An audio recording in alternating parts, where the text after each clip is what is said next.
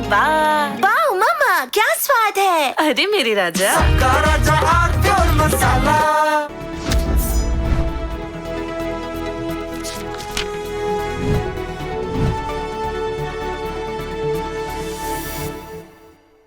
नमस्कार।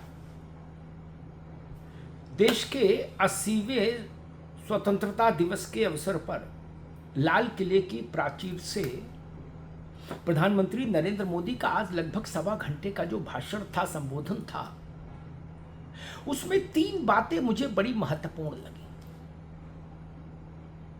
जिसमें 2 बातें तो सीधे सीधे जेन जी इफेक्ट से जुड़ी हुई हैं, जेन अल्फा इफेक्ट से जुड़ी हुई हैं।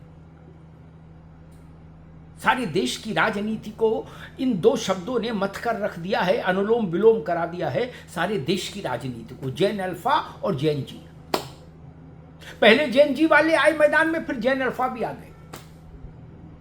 अब जेन जी को भी साधो, जेन अल्फा को भी साधो, तब राजनीति करो। अल्फा भी वोट नहीं देंगे, लेकिन वो भविष्य का दृश्य तो दिखा रहे हैं ना, इसलिए राजनीतिक दलों में कंपन है और विकट कंपन है, विकट। अब प्रधानमंत्री के आज लाल किले के संबोधन से इस पूरे परिदृश्य पर 2 टिप्पणियां बड़ी महत्वपूर्ण है, 2 घोषणाएं बड़ी महत्वपूर्ण है। पहली कि देश में कोचिंग का जो एक नेटवर्क फैला पसरा हुआ है, जो लाखों करोड़ रुपए का कारोबार है साल में, जो तमाम परिवारों के खेत गाय भैंस जेवर बिकवा देता है बच्चे को कोचिंग कराने में, उस पर प्रधानमंत्री की दृष्टि गई है। ये मसला सीधे जेन जी से जुड़ा है। कोचिंग बहुत महंगी है, लेकिन बिना कोचिंग के गति भी नहीं है, ये भी लोग जानते हैं।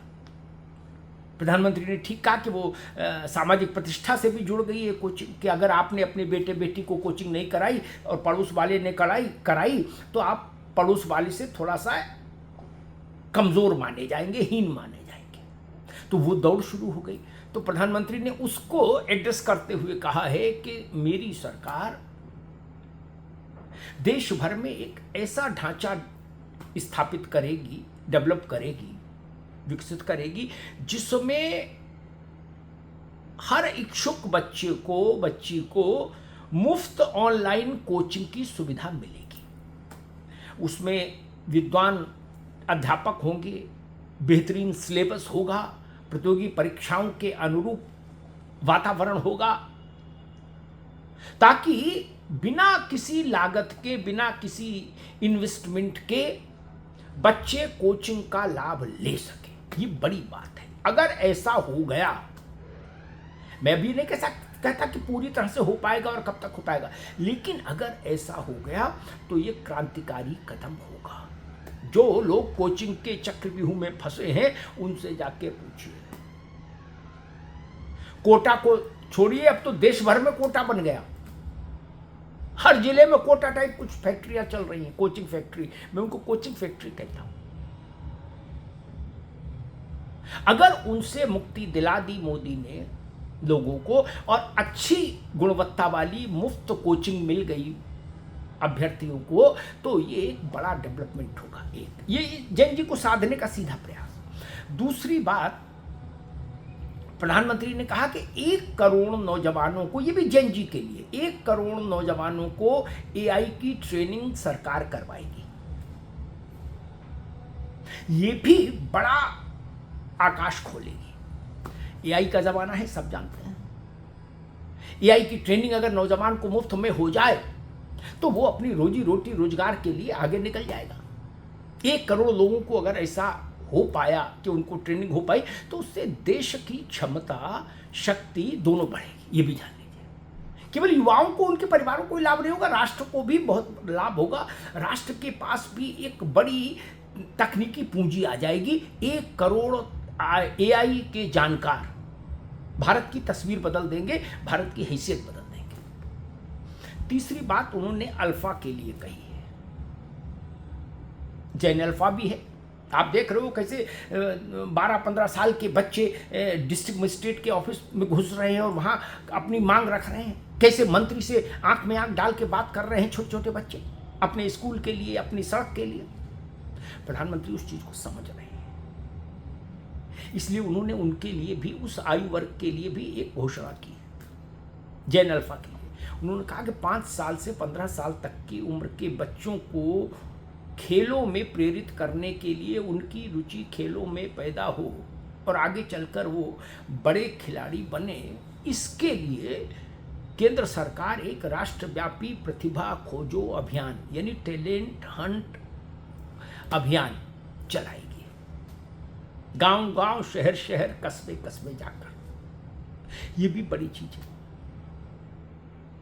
सोचिए अगर 10 लाख बच्चे भी देश भर में ऐसे मिले जिनको सरकारी स्तर पर ट्रेनिंग दी गई, ग्रूम किया गया और फिर वो खेलों में गए, आगे सीधे खिलाड़ी बने तो अच्छा, नहीं तो खेलों के सिस्टम से कहीं जुड़े।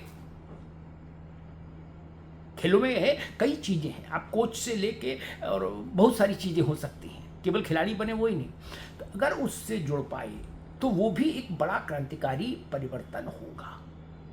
तो जैन जी के लिए 2 बड़ी योजनाएं और जेन अल्फा के लिए 1 बड़ी योजना। ये पैकेज डील ऑफर की है प्रधानमंत्री नरेंद्र मोदी ने इस नई पीढ़ी को, जो इस वक्त देश की राजनीति में को डरा रही है, देश की राजनीति जिसके कारण, जिसके ताप के कारण, जिसके प्रभाव के कारण कांप रही है देश की राजनीति। तो कोई पार्टी हो, सब में कंपन है, सबके माथे पर पसीना छलछला रहा है कि पता नहीं जैन जी क्या करे, पता नहीं जेन अल्फा क्या करे। उनकी एक भ्रकुटी पर मंत्री भागे जा रहे हैं, अधिकारी भागे उनके पास पहुंच रहे हैं, कह रहे भैया बताओ, बच्चा बताओ, बेटा अंदर आओ, चाय लो, कॉफी पियो। ये स्थिति तो बन गई। अभी तो अंगड़ाई ली है तब ये स्थिति बन गई। जब पूरी झांकी दिखाएंगे तो क्या स्थिति बनेगी राजनीति की, आप जान लीजिए। इसीलिए शायद प्रधानमंत्री ने वक्त से पहले एक पैकेज अनाउंस कर दिया। अब जैन जी को इस पर विचार करना है, जेन अल्फा को विचार करना है। और चौथी चीज जो बड़ी है प्रधानमंत्री के भाषण में लाल किले से, वो है जो उन्होंने एक लाइन सेट की। उन्होंने कहा कि भारत दूसरे बड़े देशों के लिए सिर्फ बाजार बनकर नहीं रह सकता। अभी तक भारत के बारे में क्या धारणा थी? भारत सबसे बड़ा बाजार है, कोको कोला के लिए, फेंटा के, अरे वो पेप्सी के लिए, दिस के लिए, दैट के लिए, जहाज के लिए, हेलीकॉप्टर के लिए, बंदूक के लिए, राइफल के लिए, कॉल पेस्ट के लिए, क्रीम के लिए, जिसके लिए देखो वो कहता था भारत सबसे बड़ा बाजार है, वहीं चलो। प्रधानमंत्री ने कहा है हम बाजार बनकर नहीं रहना चाहते, केवल हम चाहते हैं भारत का सामान दुनिया के हर बाजार में दिखे। ये अनुलोम का विलोम है, ये अच्छी चीज है, ये बड़ी चीज है, ये सार्थक बात है। भारत केवल बाजार नहीं रहे, क्योंकि केवल बाजार रहेगा तो जैसी स्थिति अभी तक भारत की रही वैसी रहेगी। भारत को अगर छलांग लगानी है तो छलांग केवल तभी लगेगी जब भारत का सामान दुनिया के बड़े बाजारों में दिखने लगे, बिकने लगे, उसकी तारीफ होने लगे। और एक शब्द आज प्रधानमंत्री ने अपने लाल किले की प्राचीर से दिए गए संबोधन में नया गढ़ा है, हथियारी नक्सल, दिमागी नक्सल। पहले प्रधानमंत्री ने एक शब्द दिया था अर्बन नक्सल। हथियारी नक्सल तो आप जानिए जो गोली बंदूक लेकर करते हैं हिंसा। प्रधानमंत्री ने कहा उनसे मुक्ति मिल गई, हथियारी नक्सलों से, लेकिन दिमागी नक्सलियों से मुक्ति नहीं मिली है। देश को सतर्क रहना होगा, उनको पहचानना होगा, उनको एलिमिनेट करना होगा, उनको व्यवस्था से अलग करना होगा। प्रधानमंत्री ने यह भी बताया कि दिमागी नक्सल दशकों तक भारत के सत्ता के गलियारों में घुसे रहे हैं, सरकारी कमेटियों में सलाहकार बनकर घुसे रहे हैं, नीतियों को प्रभावित करते रहे हैं। इसलिए उन्होंने दिमागी नक्सल के खतरे से भी देश को आगाह किया है और कहा है ये खतरा ज्यादा बड़ा है कि वायरस अभी जिंदा है, और वायरस जिंदा रहे तो कभी भी रोग बढ़ सकता है। और वायरस है दिमागी नक्सल। हथियारी नक्सल दिमागी नक्सल की उपज है। बीज है दिमागी नक्सल, जो मोदी कहना चाहते हैं। बीज शेष है, फसल हट गई, फसल नष्ट कर दी गई नक्सलवाद की, ठीक है, लेकिन बीज शेष है तो फसल फिर कभी भी पैदा हो सकती है या पैदा की जा सकती है। इसलिए उन्होंने इस बात पर जोर दिया कि दिमागी नक्सल को देश पहचाने, परखे और उसको लेकर एक अपना विचार, एक अपनी धारणा तय करे, क्योंकि वो खतरनाक है दिमागी नक्सल।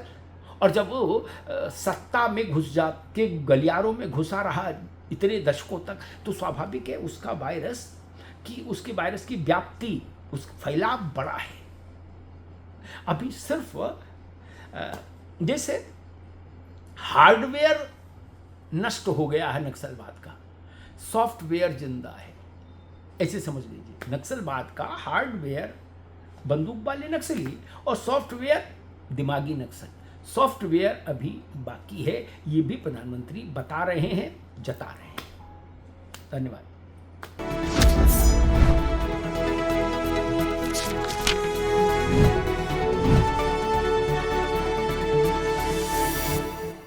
कुछ तो सस्ता लो, सब बढ़िया लो, इसमें क्या खास बात है? थोड़े में ज्यादा स्वाद, यही तो है इसकी खास बात। का राजा आरती और मसाला